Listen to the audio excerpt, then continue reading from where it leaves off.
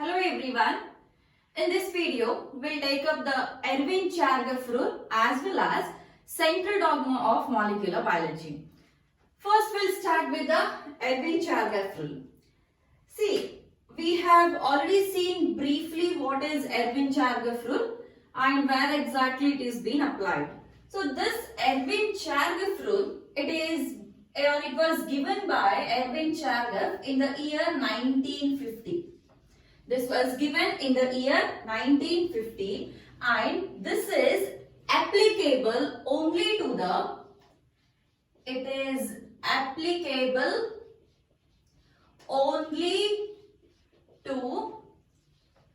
double-stranded DNA.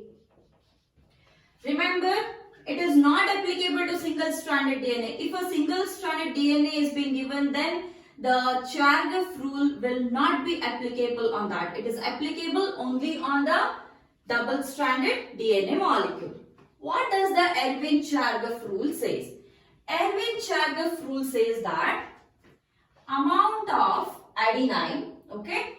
Let's first write it in a proper explanation way and then we'll come to the conclusion. Adenine on one strand, okay? So let's imagine this is one strand and this is the second strand. So this is a double-stranded DNA. Adenine on one strand is equal to amount of thymine on the another strand. How many adenines are there on one strand? Similar number of thymines should be there on the another strand because adenine will always bind with the thymine only. Similarly, number of guanine, okay, number of guanines on one strand are equal to number of cytosine on the another strand. That is because the guanine will always bind to the cytosine or otherwise cytosine will bind only to the guanine. So, amount of adenine and guanine. Firstly, what we had seen, amount of adenine on one strand is equal to amount of thymine on another strand. Amount of guanine on one strand is equal to amount of cytosine on another strand. Now we'll combinedly write it. Combinedly it is amount of adenine and guanine. Amount of adenine and guanine, that is A plus G, is equal to T plus C on the another strand. This is one strand and this is another strand. A plus G, adenine and guanine. Adenine and guanine are purines. Adenine and guanine are purines. Thymine and cytosine are pyrimidines. So, which simply states that A plus G is equal to T plus C or otherwise amount of purines is equal to amount of pyrimidines.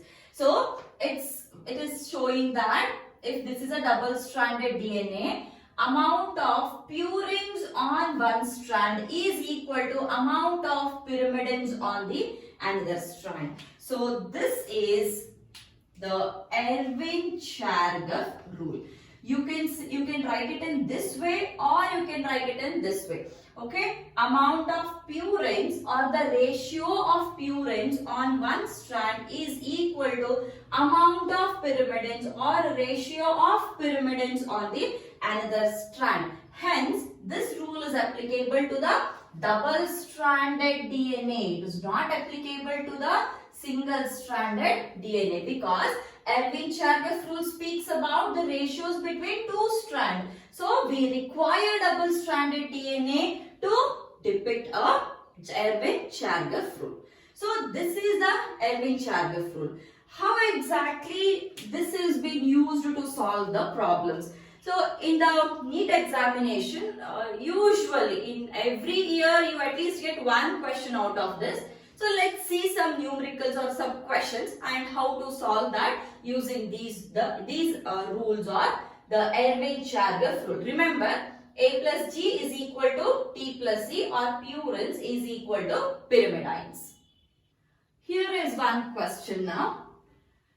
It is as follows. In a double-stranded DNA, there are 200 base pairs. The first thing you'll have to observe here is there are 200 base pairs, out of which cytosine accounts to 30%. Find how many adenines are there in the molecule.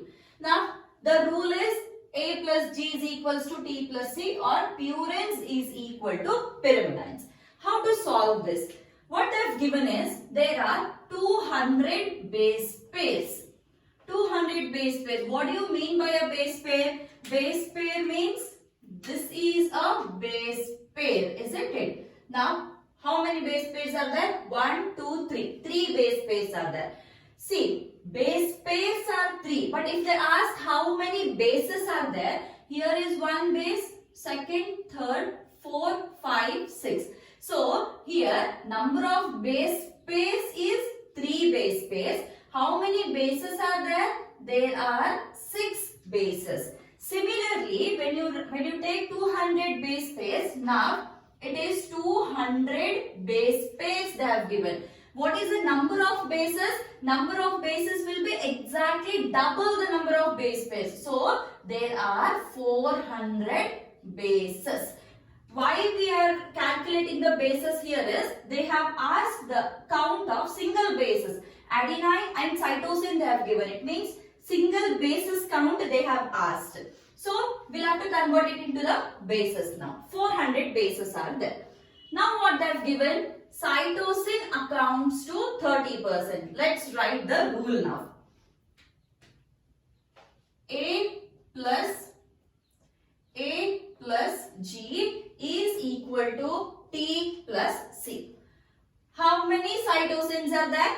30%. So, out of 400, 30% is the cytosine. So, how do you find out how much is the 30%? So, if you calculate now, 30% accounts for, that is for 100, it is 30. For 400 is how much, isn't it? 400 into 30 upon 100. This is how you calculate a percentage. Now, how many are there? It is 120. 120 cytosines are there. So, substitute the values now. Cytosine, how many? 120. We know that guanine will always bind with cytosine. Wherever cytosine is present, it should go and bind with the guanine only. So, 120 cytosines are there. Then definitely this 120 cytosine should bind with 120 guanine. Isn't it? Number of cytosine should always be equal to the number of guanines. It means that if there are 120 cytosines, then there are 120 guanines also. Now, how many bases are completed? 120 plus 120, it is 240. We are done with, we have a count of 240 bases now. How many are actually present? 400 bases are present. Out of 400, we have got a count of 240. So, how much is remaining? 160 are remaining. Now, 160, out of 160, I'll write it here. The 160 should be adenine and thymine. And we also know that adenine will always bind with thymine. So, whatever the number of adenines are there, same number of thymines should be present. Whatever the number of thymines are present, same number of adenines should also be present. So, amount of adenine is always equal to amount of thymine. It is not possible that there are 40 adenine and there are 50 thymine. No, it is not at all possible. If adenines are 40, thymine should also be 40.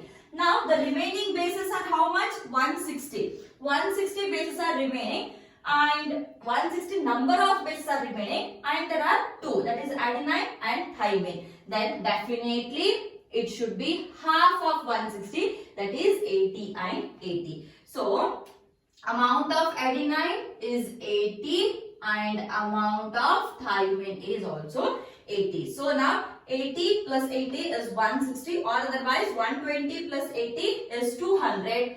200 bases here and 200 bases are here. So what they've asked, find how many adenines are there in the molecule. So number of adenines are 80 is the answer. So this is how we are supposed to solve. Whatever the given question is, you just have to write this rule first. Write the rule and whatever is given, substitute it and equate and find the answer. We'll just take one more example now. This is the second question. In a double-stranded DNA, there are 20 thymines which accounts for 40% of total bases in the DNA. Find the number of base pairs present. Again, we'll take the rule. A plus G is equal to T plus C. What they have given? There are 20 thymines. Number of thymines is 20 and this accounts for 40%. It is 40%. Now, they have not given total number. They have asked number of base pairs. But if you have to know the number of base pairs, before that, you should be knowing what are the number of bases. See, here they have given 40%. We'll first equate it. See, amount of thymine is 40, then it means that amount of adenine is also 40 because adenine will always bind to the thymine, so they should be equal in number.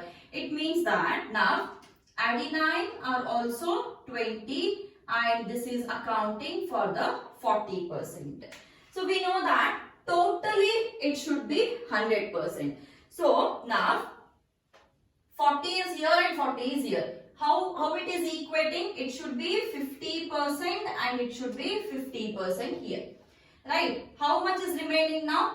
10% and 10% is remaining. Only then it equates, right? Amount of purines is equals to amount of pyrimidines. Because why am I not writing 100% is, we are speaking about a double-stranded DNA. Total is 100%. On one strand it is 50%, another strand it is 50%. That is why I have equated it to 50 and 50. Now, how much is this 10%? That we are supposed to know. See, there is some total number. We don't know how much is that total number. Let's take that total number as X. That total number is X. Now, 40% of X. 40% of X is how much? 20. See, 40% is how much? Actually 20%. This is 20 bases. 20 thymines which accounts for 40%. So 40% of some number of X is actually making 20. So let's find out how much is the X. It simply means that 40 upon 100 into X equals to 20. So X equals to 20 into 100 upon 40. 20 and 2 and 50. Is that it? So X is equals to 50. It means that total number, okay, total number of bases here is 50. So if it is 50, total, I'll again repeat it. Total is 50, isn't it? Which means that adenine plus guanine plus thymine plus cytosine is equal to 50. 50 bases. Now, how many are already there? 20 and 20. 20 adenine, 20 thymine we have already taken. 20 plus 20 is 40. So now 50 minus 40. How much is remaining? 10 bases are remaining. So 10 bases should be guanine and cytosine. It should be guanine and cytosine. And definitely they should be equal in number. Then they should be exactly half, which simply means that this is 5 and this is 5. 5 plus 5 is 20. So now 20 plus 5 is 25. 20 plus 5 is 25. So 25 plus 25, total number is 50 and hence it is being equated. Now what they have asked, find the number of base pairs. Total is 20 plus 5 is 25, 25 plus 25 is 50. Total bases is equals to 50. How about the base space? Base space is equal to 25. That is because we have seen it in the previous question. These are the base space and these are the bases. Base space will be half of the number of bases. Hence, number of base pairs is 25. This is the answer. So, this is how you have to solve. See, I have solved a bit complicated questions only so that when you solve some easy questions, you should not find any difficulty. So, this is the method you have to solve any given question from this topic. Write the rule first and start substituting the values which are given in the question and just try to equate. You will be able to find the answer. So this is all about the Erwin-Chargaff rule. So now we'll move on to one more topic, again a small topic but very very important, that is central dogma of molecular biology. Francis Crick is the person who has given the central dogma of molecular biology.